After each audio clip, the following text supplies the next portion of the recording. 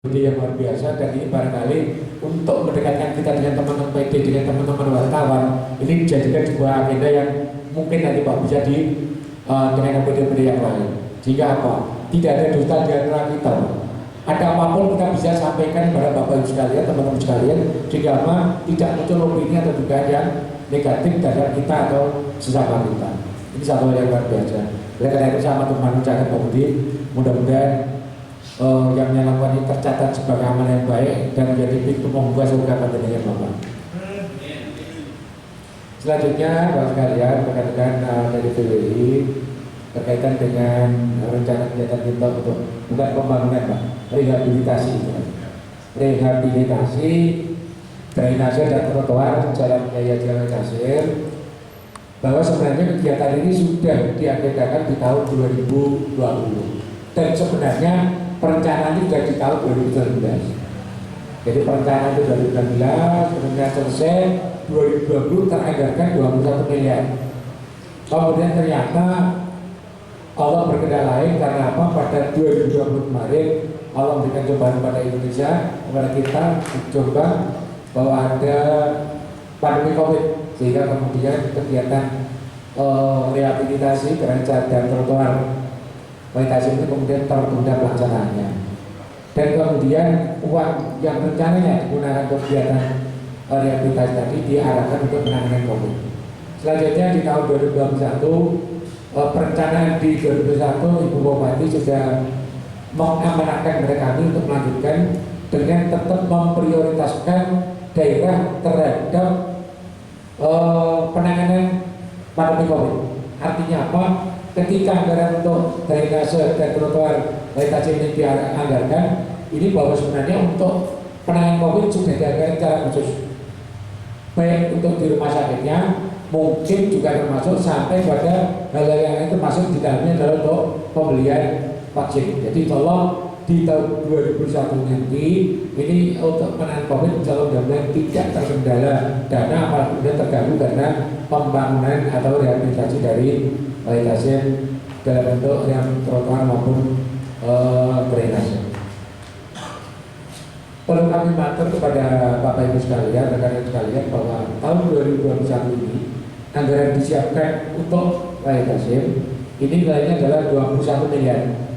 Tetapi kemudian ini 21 miliar, kemudian agar kami dalam melakukan kegiatan yang ini nanti setidaknya terhindar dari hal-hal yang negatif, kami minta perencanaan ini diaudit oleh inspektor. Jadi sebelum kami melakukan, kami sudah minta aparat pengawasan untuk melakukan pengecekan apakah item-item anggaran yang kita siapkan di dalam perencanaan tadi memang layak untuk kita launching.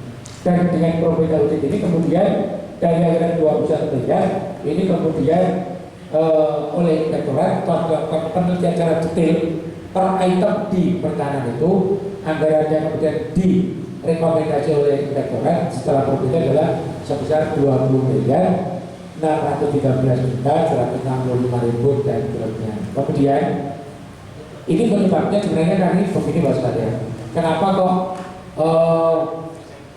nilainya menjadi 20 miliar sekian? Karena memang ada beberapa usulan yang cukup bagus. Contoh lampu, dulu kita hanya menggunakan spot biasa, tetapi kemudian lampu ini untuk PJU-nya dirupa lampu yang ada indikator apa itu semacam pengendali yang nanti kalau dicari orang itu ada GPS-nya. Memang lampu ini mahal, makanya harganya menjadi meningkat. Tetapi ini lebih bagus, lebih awet yang pasti. Kemudian yang kedua, dia ada GPS. Jadi apa? Setidaknya misalnya ini terambil orang, ini lebih mudah untuk melakukan pelacakan. Ini contoh. Ya kemudian nanti Bapak sekalian, kebetulan saya senang di Jombang ini Bapak Ibu termasuk teman-teman dari media ini banyak yang punya bersepeda. Sehingga nanti di sisi timur itu nanti ada jalur sepeda. Nah jalur sepeda kemarin dalam konsepnya agak ketipisan, dia kemudian dipertebal, jadi jalur rigid yang untuk jalur sepeda ini ditambah, ya sehingga karena kemudian total jadi 20 miliar, jadi 20 miliar 709 yang angka terakhir di dalam paparan depan ini. Jadi di 20 miliar 709 ini inilah yang kemudian kami jadikan pedoman untuk melakukan lelang di bagian pengadaan barang dan jasa. Jadi anggaran yang kami anggarkan atau yang dihilangkan adalah seperti ini. Selanjutnya, Bapak sekalian, untuk sampai hari ini, Bapak sekalian, untuk tahapan lelang, sebenarnya kami ini ingin kerja ini segera selesai. Jadi kami mulai bulan Januari awal, tanggal 5 Januari, itu kami sudah mengirimkan surat ke inspektorat untuk melakukan probity audit. Tapi cukup banyak waktu yang digunakan. Sehingga pada bulan Februari kemarin, probity audit baru selesai. Langsung kami masukkan ke PBJ, dan alhamdulillah Bapak sekalian, tanggal 5 April kemarin sudah ada pemenang untuk lelang kegiatan drainase trotoar lain hasil, yaitu PT Atrijaya kagungannya atau yang dibeli oleh Pak Sigit yang ada di Jalan Kartini. Alhamdulillah coba, sehingga kalau coba itu paling tidak itu kalau ada suatu hal nanti konversi jadi lebih mudah. Tetapi bos kalian, di kesempatan berbagai ini, monggo ya Iman aturan, iya, kita boleh pesantren ini. Monggo Pak.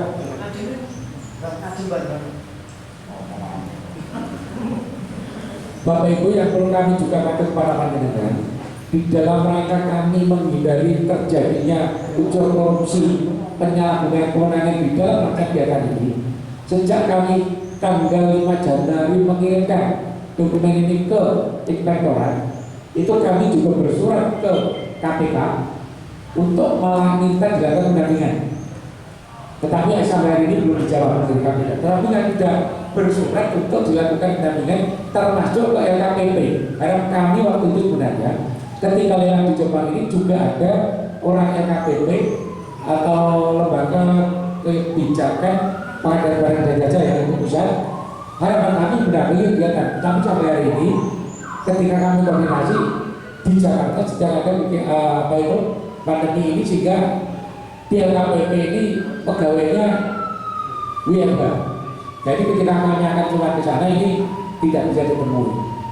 Tetapi di Jombang kami sudah resmi dan sudah terbalas bahwa kami juga minta pendampingan dari Kejaksaan Negeri maupun dari Polres. Artinya apa Bapak sekalian? Bahwa kami dengan pakai bertas seluruh jajaran, bismillah kami menangani baik hasil ini adalah dengan harapan tidak ada sedikit pun unsur penyalahgunaan kewenangan atau korupsi. Kami ini didampingi secara rutin jika apa harapan kami nanti hasilnya betul-betul sesuai dengan harapan kita. Selanjutnya, tadi amatur bahwa kegiatan ini yang tercantum, jadi penawaran sekitar 82% hingga ketemu nilai 15.341.543 rupiah. Ini adalah nilai yang ditawar oleh PT Asri dan disepakati. Tinggal nanti tahapannya kami setelah kemarin tahapan menang, kami kemudian melakukan kegiatan yang namanya persiapan untuk SPPBJ. Jadi persiapan untuk surat penunjukan penyedia barang dan jasa. Nah, sebagai bagian dari itu kami harus melakukan klarifikasi ke lapangan. Kemarin Pak kebetulan saya dari lupa mengenalkan di yang akomen kota-kota lereng-lereng lagu lure yang pelukis dan ganteng.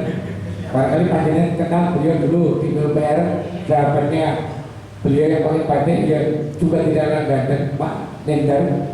Dia sekarang di Perkim Pak Setiawan, beliau sebagai PTK ya, pejabat pembuat komitmennya. Kemudian sebelahnya ada Pak Sultani, beliau adalah kepala bidang yang membawai drainase dan trotoar. Barangkali nanti biar juga tidak kemudian timbul pertanyaan, wah ada main ini, bahwa kewenangan terkait drainase trotoar ada di Pak Sultani. Tetapi karena nilai proyek 20 miliar cukup besar, dan kebetulan Pak Sultan ini baru beliau promosi dari eselon 4 ke eselon 3 dari kepala seksi ke kepala bidang, sehingga belum begitu banyak beliau menangani proyek besar. Dan yang kepala adalah Pak Jawan, kami menghadap kepada Ibu Bupati, Pak Wagub, Pak Sekda, Pak Asisten, kami mohon petunjuk seandainya PPK ini kami limpahkan kepada beliau dengan pertimbangan ABC. Alhamdulillah beliau akhirnya sepakat dan di tim semua sepakat Pak Setiawan dijadikan sebagai PPK di kegiatan drainase. Karena pengalaman beliau di PUPR, mungkin termasuk dulu di pengairan waktu itu sudah cukup banyak. Kami juga membawa sahabat kami Bu Rayu, panggilannya Bu Yayu yang berkacamata di dekat laptop. Beliau adalah kasih drainase dan trotoar berlaku sebagai PPTK-nya. Kemudian kalau yang tadi menyiapkan snack di luar namanya Mbak Hilda, itu masih bujang. Kalau yang akan monggo.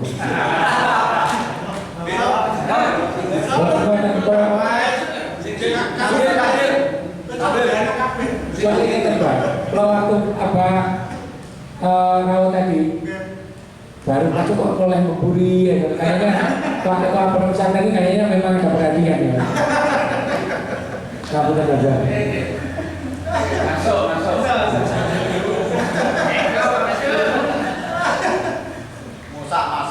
Dan hari ini Bapak sekalian, kalau nanti teman-teman Pak Setiawan masuk dari tempat Bu Yayu nanti akan ke melakukan klarifikasi dengan Pak Sigit selaku pemenang lelang kemarin ke Klaten untuk melakukan klarifikasi dukungan. Apakah betul nanti PJU-nya kemudian apa itu untuk penutup drainasenya itu betul ngambil dari sana. Kami pastikan khawatir kami ketika sudah ditunjuk ternyata sudah tidak bisa menyiapkan banyak dan kemudian kegiatan menjadi tertunda, tidak selesai pada waktunya. Dan kemarin sudah cek ke penyedia lampu, kemudian ke Kerami, ya bahwa mereka betul-betul sudah siap untuk mendukung PT Hasil Jaya ini, Pak Sigit untuk membantu membangun drainase trotoar yang ada di Tasik. Lanjut. Kemudian untuk pengawas, jadi Bapak sekalian, bahwa tanggung jawab fisik kegiatan itu tidak ada di dinas, tidak ada di penganggaran, tidak di PPK, tidak di PPTK, tetapi tanggung jawab fisik nanti ada di pengawasan CWIA ini. Jadi nilai penawaran yang terakhir adalah 155 juta. Ya, dari apa yang kita siapkan. Jadi PTIA ini belum juga dari Jombang. Kalau lokasinya saya juga belum tahu. Bapak sekalian, saya lanjutkan. Monggo biaya lanjut.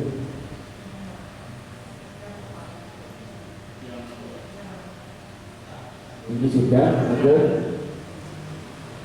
Nah ini Bapak Ibu, kalau kami materi panjenengan, karena Waitas ini adalah jalan yang sangat acara protokol yang sangat ramai, ini kami mengerjakan tidak kemudian berbareng di bagian utara, tengah, selatan, tidak. Nanti kami mengerjakan cara bertahap. Memang kemarin Pak Sigit juga telah melihat kepada kami akan menyediakan lebih banyak alat, karena sekarang mungkin di daerah lain atau di OPD lain belum ada kontrak. Ini yang pertama, sehingga Pak, katakan misalnya kemarin menyampaikan kami berikut siapkan 4 Pak nanti. Dari rencana semula 3, dia akan menyiapkan 4. Harapannya apa? Ini bisa lebih cepat. Dan perlu kami matur, nanti insya Allah kami akan melakukan kegiatan ini dari utara, Bapak sekalian. Jadi dimulai dari Ringin Condong. Ringin Condong jalan makin selatan, makin selatan, makin selatan. Nanti terakhir ada di Taman Masjid atau di perempatan Tajur. Jadi nanti akan kami bagi menjadi 4 seksi Bapak sekalian ya. Jadi seksi yang pertama itu mulai dari Ringin Condong sampai PLN ya, sampai Tugu. Seksi kedua dari Tugu sampai Rumah Sakit Umum Daerah. Dari RSUD seksi 3 itu dari RSUD sampai di Purworejo di Snaker. Kemudian seksi 4 dari Snaker Purworejo sampai di Tugu Masjid ya, Masjid atau di perempatan Tasir. Lanjut dulu. Nah kemudian yang juga perlu kami matur, kami insya Allah sudah melakukan sosialisasi. Sosialisasi kami bagi dalam minimal 3 kelompok. Kelompok yang pertama adalah kelompok instansi pemerintah atau swasta, misalnya perbankan, misalnya Pemda, kemudian rumah sakit, Polres, ini sudah melakukan kegiatan sosialisasi. Kemudian kepada warga yang terdampak di sisi timur, insya Allah juga kami lakukan sosialisasi. Yang terakhir Sosialisasi kami adalah kepada teman-teman kaki lima atau kaki lima atau pedagang yang ada di rumah sakit khususnya. Nah ini kayaknya menjadi perhatian khusus teman-teman media. Oleh karena itu kemudian ini saya sampaikan secara detail bahwa secara kronologi teman-teman kaki lima yang ada di depan rumah sakit itu sudah kita antisipasi dari awal. Memang pada saat rapat final kita di tim waktu itu dipakai oleh tim di Benar Masjeda, kaki lima dipindahkan ke 3 titik, yaitu di Dr. Tomo, Matimora, dan di Kusuma Bagja, sebagaimana kaki lima yang berasal dari alun-alun dan nama jalan. Tetapi kemudian sehubungan dengan kami juga mengecek lapangan, Dr. Tomo sudah tidak mungkin lagi ada tambahan, sudah terlalu padat, terlalu rapi. Kemudian kalau kita melihat di jalan Matimura, ini jalan di sana banyak sekolah, ada SMA 2, ada SMP 1, ada SDM, ya, ke timur dikit kemudian ada SEMEA, SMA 3. Sehingga apa? Kondisi Anda juga tidak memungkinkan lagi rasanya di Matimura ini sudah kita tambah pedagang pemindahan dari depan rumah sakit, termasuk di jalan Kusuma Bangsa. Akhirnya kemudian kami berdiskusi dengan Ketua Paguyuban Pak Mata, Coba Bala Rahim. Kemarin kemudian kita lakukan rapat koordinasi dengan menghadirkan beliau sebagai perwakilan pedagang, kami Rumah Sakit, Dinkes, Badan Hukum, Satpol PP, Dinas Perdagangan. Ini kemudian diputuskan, insya Allah teman-temannya akan direlokasi, dibuatkan semacam food court di belakang tempat parkirnya. Jadi di sebelah antara manta atau ex Dinkes dan gudang farmasi, kira-kira di situ akan direlokasi di situ. Sehingga insya Allah mudah-mudahan tidak ada gejolak terkait dengan penataan teman-teman kaki lima. Sehingga nanti misalnya pendirian kantor sekali agak jalan dikit biar bersihan. Jadi tidak mau jauh tempatnya. Kemudian untuk tanaman, biar nanti juga tidak ada dusta di antara kita, khawatir bahwa tanaman yang ada di sepanjang jalan Wali Tasya ini tidak masuk di dalam aset OPD manapun. Jadi saya katakan bahwa tanaman yang ada di Jalan Kiai Haji Wali Tasya tidak ada yang masuk di dalam aset OPD manapun. Di PUPR juga tidak, di LH juga tidak, di parkir juga tidak, dimanapun tidak. Sehingga apa? Nanti kami mensikapi pertama tanaman yang kecil-kecil yang bunga perdu kecil, sekian, karena akan kita pullback dan kita serahkan kepada OPD yang menangani pertamanan, yaitu Dinas Lingkungan Hidup. Kemudian yang perdu agak tinggi, nanti kalau bisa ditanam lagi akan dilanjut di kaki itu. Kita tanam lagi, nanti akan dirawat di LH juga. Kemudian kalau tanaman besar dan membahayakan masyarakat, insya Allah akan melakukan penebangan. Contoh, di Pakitannya ada pohon palem, tingginya sudah 20 meter lebih, itu sangat membahayakan. Itu nanti akan kita ubah. Kemudian mungkin tanaman-tanaman lain yang kira-kira menyebabkan kurang indah dan atau mungkin membahayakan masyarakat juga akan kita lakukan penebangan. Nah, barangkali muncul sebuah pertanyaan dari teman-teman media. Nah, kalau misalnya PWI atau mungkin atau dengan pengen bunganya, boleh nggak minta? Monggo. Nanti silakan bersurat kepada kepala Dinas Lingkungan Hidup untuk misalnya mohon tanaman ini jumlahnya sekian untuk membuat taman di kantor kami. Tolong itu bisa difasilitasi. Termasuk kemarin kita sampaikan ke sekolah-sekolah. Jadi sekolah itu untuk mendukung kegiatan berarti itu bisa digunakan untuk mengembangkan taman di sekolah. Mungkin itu lanjut ke. Nah, ini juga penting, akses khusus. Bapak Ibu sekalian, sebenarnya kalau terkait dengan lalu lintas lalu lalang yang ada di Waikase, ini sebenarnya jauh tidak terlalu terganggu. Karena apa? Area yang kami tangani adalah hanya mulai sisi timur jalan, batas dengan milik warga atau milik toko, milik kantor, dengan sampai dengan taman yang kecil tanggul jengkang itu. Hanya cara itu. Jadi jalan yang ada hari ini tidak terambil sedikit pun. Itu pun sebenarnya sudah ada lebar lebih kurang 5 meter setengah. Sehingga insya Allah secara keseharian mungkin tidak terlalu mengganggu. Agak mengganggunya mungkin ketika ada pergeseran minggu, geser lokasi berikutnya mungkin ada mengganggu itu. Tetapi secara keseluruhan insya Allah tidak terlalu mengganggu. Kemudian ini sudah bacaan, kemudian KPP dan sudah bacakan aja Bu. Mungkin juga catatan dari perjalanan karena yang berdampingan dengan RSUD. Nah nanti kalau misalnya ada pasien keburu-buru, masuknya gimana, ini apa ditutup, pindah. Jadi termasuk kantor-kantor penyerta tetap kami berikan akses, tetap memberikan akses untuk masuk. Artinya diam-diam tertutup. Apalagi berkaitan dengan pelayanan umum seperti RSUD, seperti Polres, BNI dan seterusnya. Ini tetap ada akses untuk masuk. Kami menyesuaikan dengan akses masuk dan dibutuhkan untuk pelayanan kepada masyarakat. Teman-teman di jeda kali ini mungkin bisa memberi usulan atau ada paparan yang belum dimengerti, bisa ditanyakan. Mumpung narasumbernya masih ada di sini, sembari kita menunggu video sehingga kita tidak membayang-bayangkan terus ya apa sih wajahnya ben-ben ini, karena ya sudah puluhan tahun wajah Pak Hasyim ini tidak berubah, mulai zaman Adam Malik, Adam Jordi sampai Adam Jordan ya seperti ini. Mbak Don, khususnya berdatang Gus Nurul, Mbak Mar, dan Gus Nurul. Sebenarnya pertanyaan Nurul yang Mbak Umar itu hampir sama gitu. Kira-kira sebenarnya apa yang maunya sama sekedar biar tambah wah. Jadi begitu sekalian.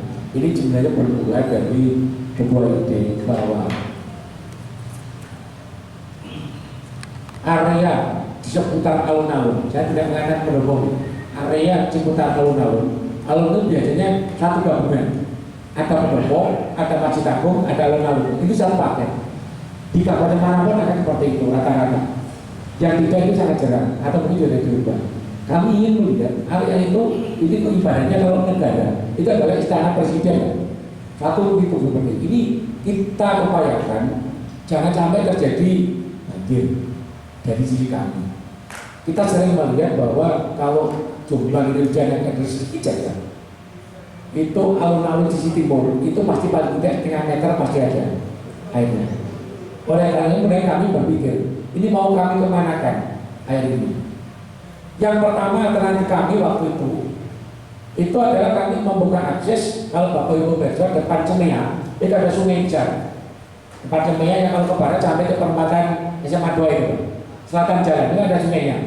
Nah, kami membuat akses drainase Jalan Ahmad Dahlan, pojok alun-alun itu ke utara mentok, kemudian ke barat. Kita larikan ke sana. Ya, ke Dr. Tomo. Tetapi kelihatannya itu juga belum mampu memecahkan sisi timur. Sisi barat terkurangi, iya. Sisi timur belum. Sehingga apa? Kami kemudian berorientasi ingin nanti ada satu saluran dari alun-alun itu ke timur, nanti kemudian mengarah ke drainase ini. Makanya judulnya adalah rehabilitasi drainase dan trotoar. Drainase nanti berkalian ini nanti akan besar. Jadi lebarnya berapa Pak Iwan? Drainasenya tinggi dan 1 meter. 1 meter persegi berarti kan jauh. Harapan kami nanti bisa menampung luapan air gereja sepanjang jalan Vainasi. Nanti akan dibuat di Sungai Panengan. Jika Pak ini bisa mengurangi banjir mulai dari contoh sampai sekitar perempatan stasiun, termasuk di dalamnya adalah alun-alun. Ini yang utama. Yang kedua, tadi disampaikan oleh Pak Wakil Ketua bahwa saya itu masuk Jombang tahun 89 Bapak. Ya seperti ini Jombang, tidak pernah ada perubahan. Setidaknya mengakomodir pejalan kaki di Jombang ini Ini kami memperbaiki pedestriannya, memperbaiki trotoarnya. Nanti trotoar itu benar-benar nanti ada gambarnya. Trotoar itu nanti mengakomodir juga orang-orang yang cacat, misalnya buta, ada jalan untuk orang buta dengan warna khusus, kemudian dengan keramik khusus. Ya mereka udah gak nyari-nyari lagi. Itu yang kedua. Yang ketiga, orang Jombang ini rasanya kalau libur pendek, gak ada tempat untuk nyantai. Harapan kita apa? Nanti Wahid ini bisa dijadikan wisata lokal bagi warga Jombang. Kalau Bapak Ibu hari ini bersani, nanti dia jauh beda, benar-benar Jombang lebih baik. Madiun di sepanjang Jalan Pahlawan, tepatnya Matahari Madiun. Ngalor itu Bapak, mulai stasiun sampai perempatan Pasar Gede itu dilihat bagus di City Mall. Sekarang kalau Bapak Ibu bersani, siang jam 11 siang, banyak orang-orang duduk di sepanjang jalan itu. Karena makanya ada peneduhnya, ada kursinya, ada namanya, jadi nanti apa? Nah, ini yang jalan sepeda Bapak. Ini jalan sepeda. Sini timur. Jadi nanti nuansanya makan beda-beda. Nah, ini yang jalan sepeda.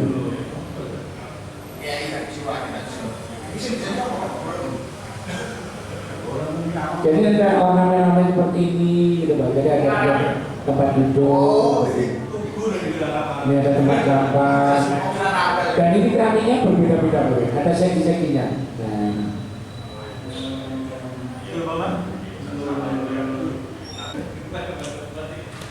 Dan buat kalian Kamator, ada hasil untuk orang tadi, penderita cacat ya jalan, bisa naik. Tetapi Bapak pengampunan kakak, kami tidak menyediakan jalan masuk ke pedestrian ini untuk sepeda motor maupun mobil, kecuali aja jalan masuk ke rumah.